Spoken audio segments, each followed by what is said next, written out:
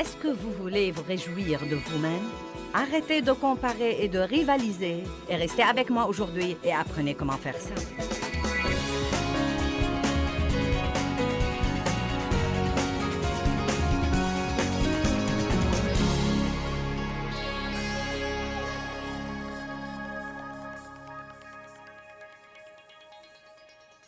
Si mon mari vient me dire « Tu sais quoi, je voudrais passer la journée avec toi. » Eh bien, que veux-tu faire? Oh, peu importe, je voudrais juste passer la journée avec toi.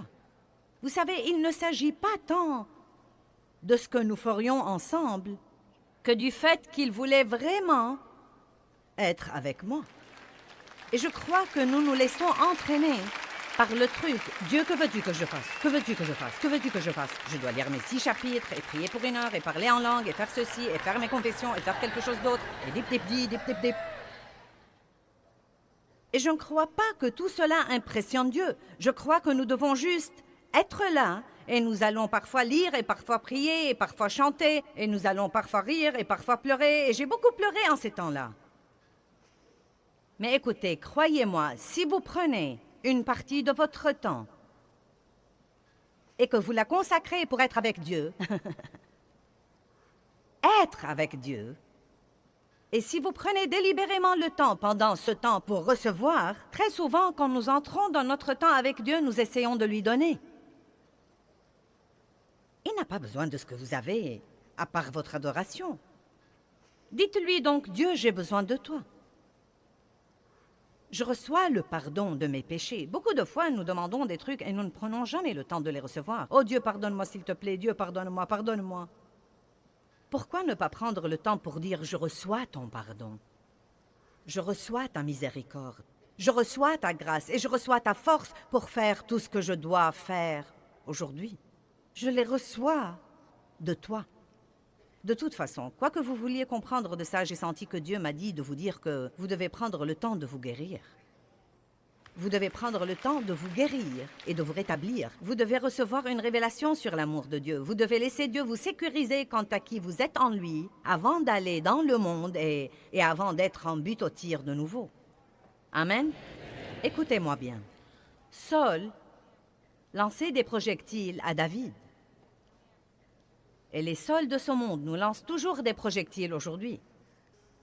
Vous ne pouvez pas vivre dans le monde et ne pas recevoir de projectiles. Vous devez apprendre à être assez fort pour ne pas être dévasté par ce genre de trucs. Amen? Donc, pensez à un patient. Je pensais à quelqu'un qui a eu un accident grave. Et si vous êtes dans le monde depuis quelque temps, cela ressemble plutôt à ça. Vous sentez que vous avez eu un accident grave. Mettons que l'ambulance vienne vous prendre et qu'on vous mette aux soins intensifs.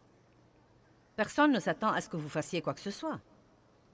On veut que vous soyez aussi immobile que possible et on vous accroche toutes sortes imaginables de tuyaux. Et vous êtes juste couché là. Et en fait, plus vous essayez de bouger, plus on va vous dire « restez immobile ». Si vous essayez de faire quoi que ce soit, on vous dira « non, tu devrais te reposer ». Je crois parfois que le diable nous crie toujours dans les oreilles « Eh bien, que vas-tu faire? Que vas-tu faire? Que vas-tu faire? Que vas-tu faire ?» Il faut plus de discipline pour ne rien faire pour quelque temps et de prendre le temps de guérir qu'il n'en faut pour entrer dans un autre comité et rester occupé pour une autre année. Si vous allez applaudir, ne vous arrêtez pas à mi-chemin.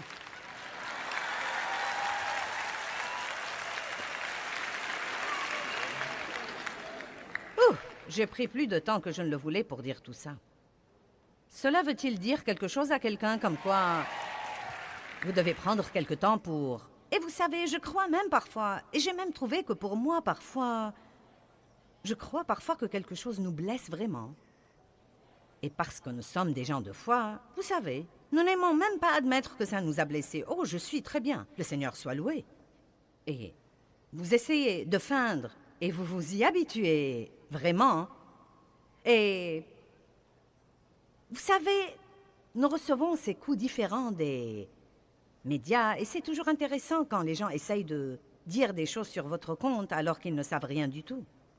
Et ce n'est pas facile, ça fait mal. Mais quand ça vous arrive plusieurs fois, cela devient un peu plus facile. Mais écoutez-moi, La dernière fois que ceci m'est arrivé, j'ai pensé « Oh, je suis très bien, je suis très bien. » Et vous savez quoi? 3 mois plus tard, j'ai compris que je n'étais pas très bien. Ça m'avait blessée. Et j'avais besoin de prendre du temps pour laisser Dieu lui-même et peut-être même l'amour d'autres personnes de me ramener à une attitude où je me sentirais vraiment forte de nouveau. Donc, vous devez parfois prendre ce temps-là. Si quelque chose vous a blessé, même si c'est quelque chose qui ne se reproduira pas, vous savez, vous devez l'avouer à Dieu et prendre le temps d'avoir la guérison et le rétablissement dont vous avez besoin. Sinon, vous passerez votre vie blessé et saignant. Et si vous êtes comme ça, vous finirez par blesser les autres. Car les gens qui souffrent font souffrir les gens. Prenez donc le temps dont vous avez besoin pour vous guérir. Maintenant, nous croyons que la joie vient d'avoir ce que nous voulons quand nous le voulons. Si seulement je pouvais avoir ce que je veux, tout de suite, parce que nous le voulons toujours maintenant. Y a-t-il quelqu'un ici qui espère que son exaucement viendra maintenant? Maintenant. Maintenant. Je le veux. Si je pouvais l'avoir maintenant, je serais heureuse. Ce qui gêne dans cette théorie est que l'exaucement ne viendra pas maintenant et ne sera même pas exactement ce que nous avons espéré qu'il sera. Et nous devons croire que Dieu a un meilleur plan et une meilleure idée que nous. Si avoir ce que vous voulez chaque fois que vous le voulez et quand vous le voulez rend les gens heureux, pourquoi donc les gens les plus riches et les gens les plus célèbres au monde ont-ils tellement de problèmes? Pas tous, bien sûr, mais beaucoup de gens dont vous pensez. Non, mais ils ont tout. Le taux de suicide le plus élevé est parmi cette catégorie de gens. Donc cela en soi prouve que ce n'est pas ce que vous avez autour de vous qui vous rend heureux, mais c'est ce qui se passe au-dedans de vous qui vous rend heureux. Voilà la différence. Donc, j'ai vécu toutes ces années et j'ai commencé à parler la nuit dernière de toutes les choses qui me faisaient penser. Eh bien, si seulement je pouvais changer ceci, et si seulement je pouvais changer cela, je serais heureuse. Et si je pouvais avoir ceci, je serais heureuse. Ou avoir cela, je serais heureuse. Et il m'a fallu tant d'années pour me rendre compte que ce n'est pas vraiment ce qui me rendrait heureuse. Et pendant toutes ces années où je poursuivais ces mirages, j'étais vraiment frustrée. J'ai dit hier que la grâce est la puissance de Dieu qui nous aide à faire ce que nous devons faire. La grâce est la puissance de Dieu qui change ce qui doit être changé dans nos vies. C'est la puissance de Dieu qui nous change. C'est la puissance de Dieu qui change nos circonstances. C'est la puissance de Dieu qui change les personnes dans votre vie qui ont besoin de changer. Combien d'entre vous ont un projet en cours dans votre vie ou quelqu'un sur qui vous travaillez? Eh bien, vous n'êtes pas le potier. Et il vous serait probablement reconnaissant si vous rentriez chez vous et vous le dispensiez du tour de potier, et si vous compreniez que vous n'êtes pas le Saint-Esprit Junior et que Dieu n'a pas besoin de votre aide. J'étais très occupée à essayer de me changer et j'ai essayé de changer ma personnalité. La femme de mon pasteur était vraiment douce et toute petite et blonde avec des yeux bleus et j'étais vraiment comme un éléphant dans un magasin de porcelaine. Et donc, quand elle disait quelque chose, c'est à peine si on l'entendait. Et quand je disais quelque chose, tout le monde l'entendait. Donc, j'ai essayé d'être comme elle. J'ai voulu avoir une relation avec elle parce qu'elle était la femme du pasteur. Et après tout, vous savez, si on peut être en relation avec les gens importants, cela nous profiterait sûrement. Et vraiment, il y avait quelque chose qui clochait. Il semblait que nous ne pouvions pas nous entendre, vous savez. Et j'ai finalement découvert que j'essayais de lui ressembler et qu'elle essayait de me ressembler. Le diable l'avait convaincue qu'elle était effacée et mollasse et faible et qu'elle devait être plus hardie et plus agressive et plus directe. Et il m'a convaincue que j'étais une grande gueule et odieuse et que je devais être douce et gentille comme elle. Et je me demande combien de gens au monde essayent d'avoir des relations, mais ils ne sont pas leur vrai moi.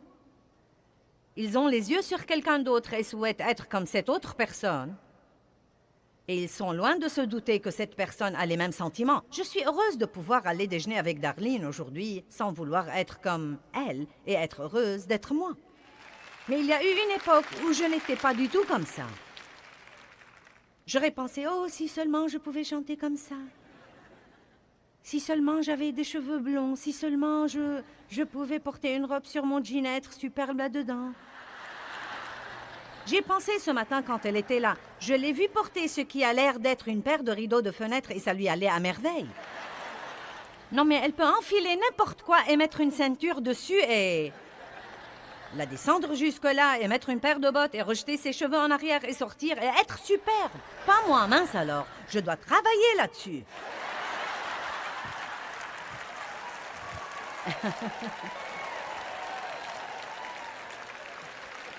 Non, mais il y a vraiment des personnes comme ça. Elles peuvent enfiler de vieux trucs et être super. Vous savez? Non, mais je dois travailler là-dessus.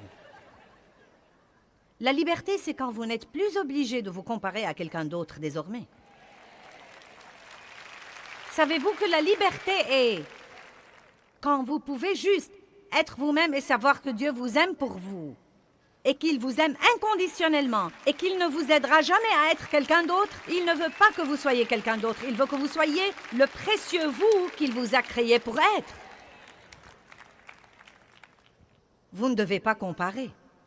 Vous ne devez pas rivaliser. En fait, plus vous faites ça, plus vous serez frustré. Parce que Dieu s'opposera à vous. Il vous résistera. Et Dieu lui-même vous frustrera. Car je crois que c'est insultant pour Dieu qui s'est ingénié avec amour à nous former, selon le psaume 139, dans le ventre de nos mères, de sa propre main, soigneusement, dit la Bible, et merveilleusement, comme s'il brodait une belle œuvre d'art. Et ensuite, il a regardé tout ce qu'il a créé, dit la Genèse, et il a dit que c'était bon. C'est bon, tout ce qu'il crée est vraiment bon. Puisqu'il vous a créé, vous êtes bon. Et vous êtes unique. Et il ne veut pas que vous essayiez d'être quelqu'un d'autre. Maintenant, je ne dis pas que les gens ne peuvent pas être un exemple pour nous. Ils peuvent être un exemple, mais ils ne peuvent pas être un modèle.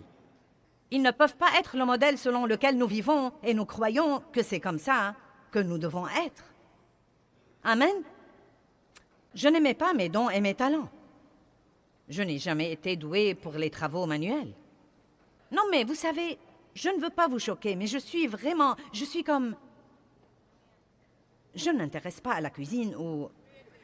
Vous savez, à rien de tout ça. Vous savez, c'est comme... Non, mais Darlene m'a dit un jour, « Est-ce que tu aimes cuisiner quand tu as du temps libre? » Je lui ai dit non. Tu te souviens? Mais elle aime ça. Non, mais elle adore ça, vraiment. Non, mais comme... J'étais avec Martin l'autre jour et il m'a dit qu'il allait venir avec sa famille passer 2 semaines chez nous. Et j'ai compté les personnes qui seront dans une même maison. C'est comme...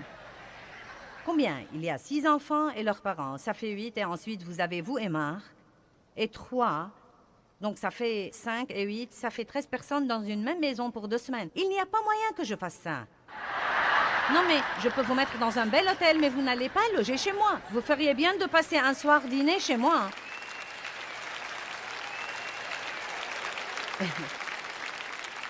Et puis je ferai commander le repas du restaurant, je ne le cuisinerai pas. Eh bien, elle aime tout ça. Donc la voilà, cette femme dans le ministère, qui a un grand ministère mondial, et qui rentre chez elle pour être une femme d'intérieur, et elle aime cuisiner, et elle invite les gens, et elle cuisine, et elle est accueillante, mais je ne veux pas me mêler de tout ça.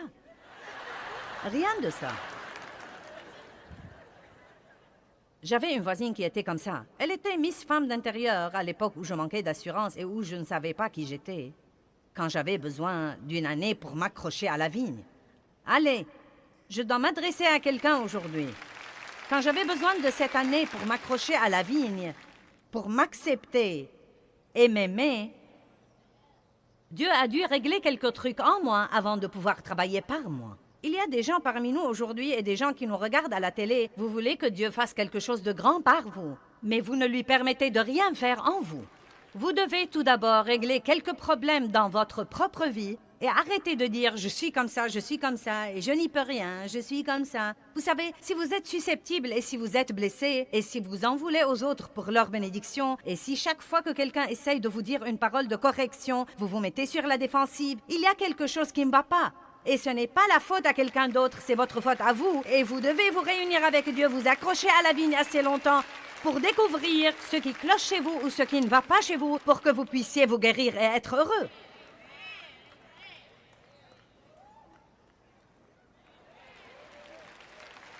Alléluia. Vous connaissez l'histoire de la culture des tomates et je ne vais pas vous raconter à nouveau tout ça aujourd'hui, mais ma voisine savait tout faire. Elle cuisinait, et cousait, et chantait, et jouait de la guitare. Et tondait le gazon. Je ne savais même pas mettre la tondeuse en marche. Et donc, elle m'a persuadée de jardiner et de prendre des leçons de couture pour coudre les vêtements de ma famille parce qu'elle cousait les vêtements de la sienne. Et je détestais cette fichue machine à coudre. Je détestais ce jardin. Je me suis acheté l'équipement de mise en conserve et je le détestais.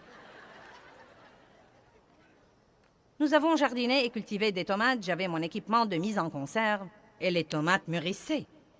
C'était le jour de la cueillette des tomates et j'ai regardé par la fenêtre ce matin-là où nous allons cueillir les tomates et les mettre en conserve et être dans la cuisine, essuyer toute la journée et être malheureuse. Mais nous aurions au moins nos tomates à regarder. Je me suis dirigée vers le jardin et un essaim d'insectes était passé par là et avait creusé de grands trous dans toutes mes tomates.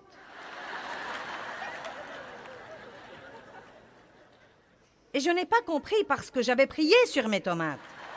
J'étais une femme de foi. J'avais prié sur mes tomates et j'avais oint ces tomates. Ma voisine avec qui j'allais mettre les tomates en conserve, nous vivions dans un lotissement. Sa maison était à côté de la mienne, pas plus loin que le bout de l'estrade. Elle avait son jardin dans son arrière-cour. Je l'ai appelée et je lui ai dit « Oh, ça alors! Tu ne me croiras pas. Les insectes sont venus la nuit dernière et ils ont creusé des trous dans nos tomates. Elle a couru dehors, puis elle m'a dit « Les miennes sont excellentes. » Maintenant, j'étais vraiment vexée. Bien Dieu, je suis une femme de foi et de puissance.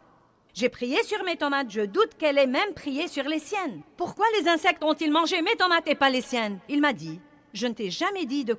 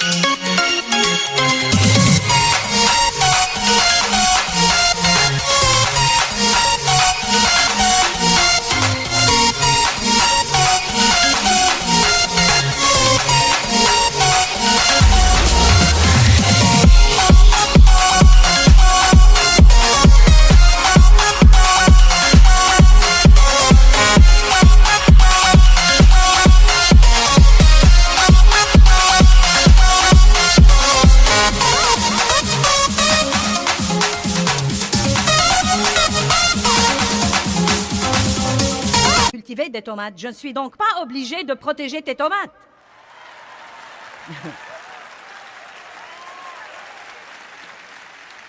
Certains d'entre vous sont vexés car le diable a mangé vos tomates et Dieu ne les a pas protégées parce qu'il ne vous a jamais dit de cultiver des tomates pour commencer. Et si vous êtes intelligent, vous ne devez pas rester dans le royaume des tomates.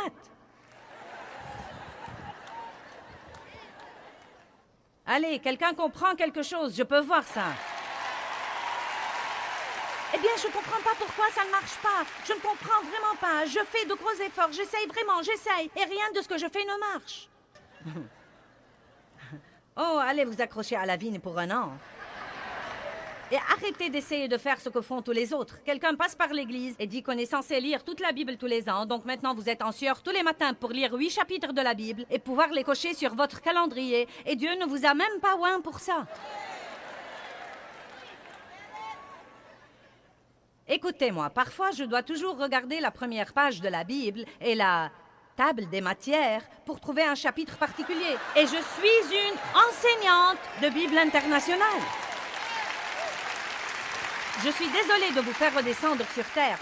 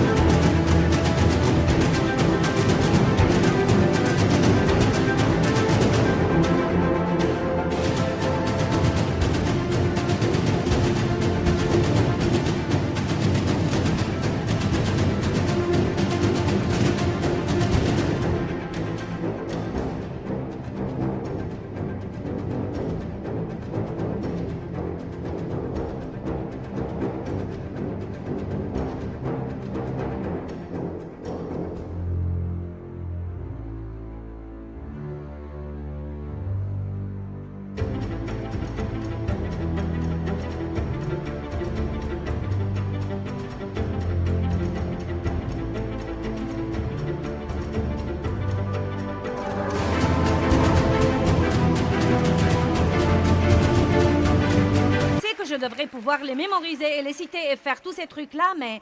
Oh, eh bien! Me voilà! Mais il paraît que ça marche d'une façon ou d'une autre. Dieu fait quelque chose. Amen? Dave peut toujours se les rappeler parce qu'il les a appris à l'école primaire. Je n'ai rien appris à l'école primaire, sinon à détester les gens.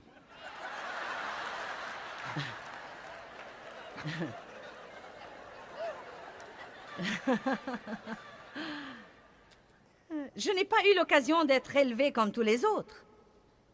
Et Dieu choisit les choses faibles et les choses folles du monde pour confondre les sages, et je ne suis pas censée être comme tous les autres.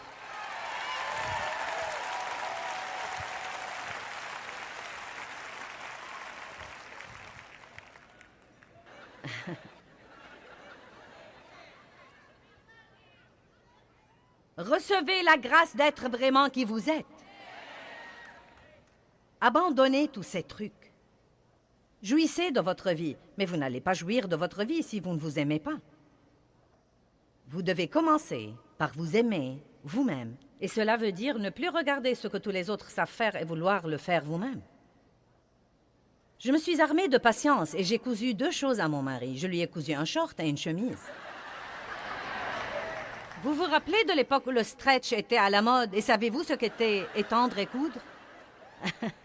Cela trahit notre âge, mais c'était ce tissu extensible et on prenait des leçons d'étendre et de coudre. Et les vêtements avaient des passepoils, vous savez, et donc c'est devenu comme une mode. Et alors, j'ai cousu à Dave un short noir avec un passepoil gris. Et quand j'ai fini, je vous dis la vérité, la poche était plus longue que la jambe.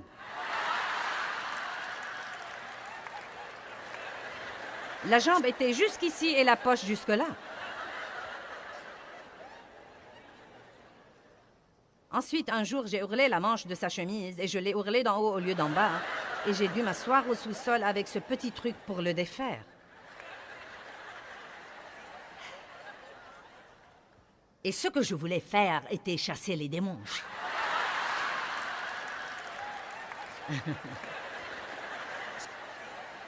Je voulais aller imposer les mains sur les malades.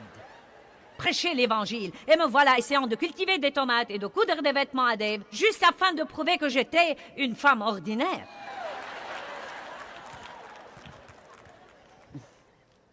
Vous savez quoi, je suis la femme la plus ordinaire qui soit, parce que je suis ce que Dieu veut que je sois, et tout ce que je dois être dans la vie, et ce qu'il veut lui-même que je sois.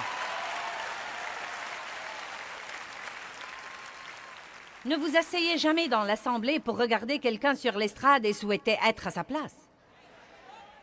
Ne faites jamais ça. Vous insultez Dieu beaucoup quand vous faites ça.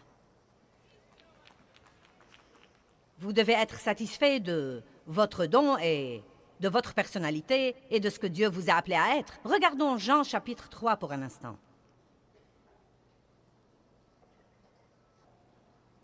Le verset 23 dit « Jean baptisait à Hénon, près de Salim, où les eaux sont abondantes et les gens venaient à lui et se faisaient baptiser. Car Jean n'avait pas encore été mis en prison. » Jean 3, 25. Or, il arriva qu'une discussion concernant la purification opposa un juif à des disciples de Jean. Ils vinrent trouver Jean et lui dirent « Rabbi, celui qui était avec toi au-delà du Jourdain, c'est-à-dire Jésus, celui auquel tu as rendu toi-même témoignage, voici qu'il se met lui aussi à baptiser et tous vont vers lui. » Pouvez-vous voir le but là? L'ennemi travaillait par quelqu'un pour essayer d'exciter la jalousie et la crainte de Jean et lui faire croire que le ministère d'un autre allait devenir plus grand que le sien. Jean, tu étais l'homme. Tout le monde venait à toi. Tu es celui qui baptisait et qui criait « Repentez-vous !» car le royaume des cieux est proche. Mais nous devons te dire quelque chose. Ce type dont tu parlais n'en parle plus désormais. Il est ici. Et maintenant, il baptise et on dirait qu'il attire une foule qui est plus grande que la tienne. Écoutez ce qu'a dit Jean. Jean répondit, verset 27, « Un homme ne peut recevoir, ne peut réclamer, ne peut prendre pour lui-même que le don qui lui a été donné du ciel. Un homme doit se contenter de recevoir le don qui lui a été donné du ciel. Il n'y a pas d'autre source. Vous-même, vous m'êtes témoin, vous confirmez personnellement que je vous ai dit que je n'étais pas le Christ, mais que j'étais envoyé devant lui. Ensuite, il continue à dire, il faut qu'il grandisse et il faut que moi, je diminue. Il connaissait sa place. Il était numéro 1 à être numéro 2. Vous savez, il y a très peu de gens au monde comme ça. Chacun croit qu'il doit être numéro 1 pour être quelqu'un. Mais Dieu ne va pas oindre tout le monde pour être numéro 1. Et nous avons besoin de beaucoup de gens qui soient numéro 1 à être numéro 2, et numéro 3, et numéro 4, et numéro 5, et qui ne se laissent pas entraîner par leur numéro, mais fonctionnent dans le don que Dieu leur a donné. Le don que Dieu leur a donné. Et vous devez être content de votre don. Assis au premier rang aujourd'hui ici, et je ne vais pas les appeler parce que je ne veux pas les embarrasser. Mais deux des personnes les plus importantes dans ma vie. Non, mais ma famille est là et elle est importante. Déborah voyage avec moi tout le temps. Et elle est importante, mais je ne parle pas d'elle maintenant. Nous avons amené aujourd'hui le couple qui s'occupe de tous nos trucs à la maison. Il s'occupe de tous nos vêtements et de tous nos repas et de toute la maison, de l'intérieur et de l'extérieur. Et vraiment, il s'occupe de tout pour que Dave et moi puissions faire ce que nous faisons. Et je leur ai dit, nous aimerions vous prendre dans 2 ou 3 voyages cette année pour que vous puissiez comprendre pourquoi vous faites ceci en réalité. Parce qu'ils sont dans les coulisses et font ce que le monde appellerait de petites choses. Mais ils sont 2 des personnes les plus importantes dans ma vie, parce qu'ils me permettent de faire ce que je fais maintenant. Et ils sont si stables et si heureux.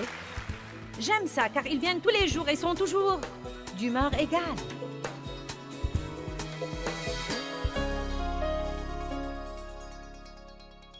Eh bien, je veux personnellement vous encourager à vous réjouir de qui vous êtes. Comprenez que Dieu a fait de vous quelqu'un de spécial et célébrez vous.